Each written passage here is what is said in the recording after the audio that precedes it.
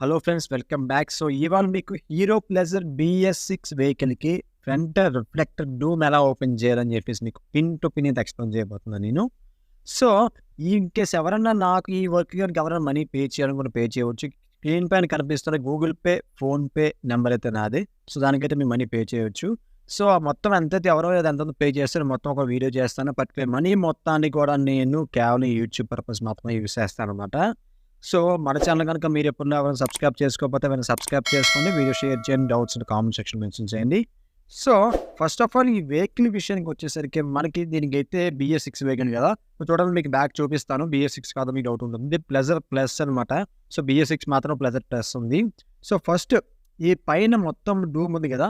ఇది ఓపెన్ చేయడానికి మనకి కేవలం స్టార్ స్క్రూ డ్రైవర్ ఉంటే సరిపోతుంది. మనకి నేను చూపించిన దగ్గరలో కూడా ఒక్కొక్క స్టార్ స్క్రూ ఉంది కదా!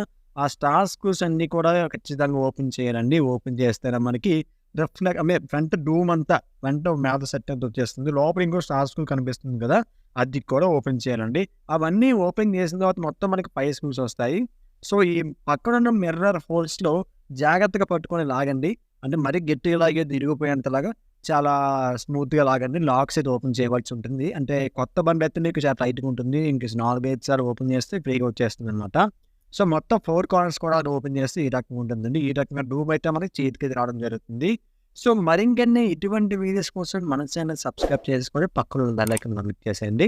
డౌట్స్ ఉంటే ఖచ్చితంగా కామెంట్ సెక్షన్‌లో మెన్షన్ చేయండి. వీడియోని అసలు లైక్ చేయండి.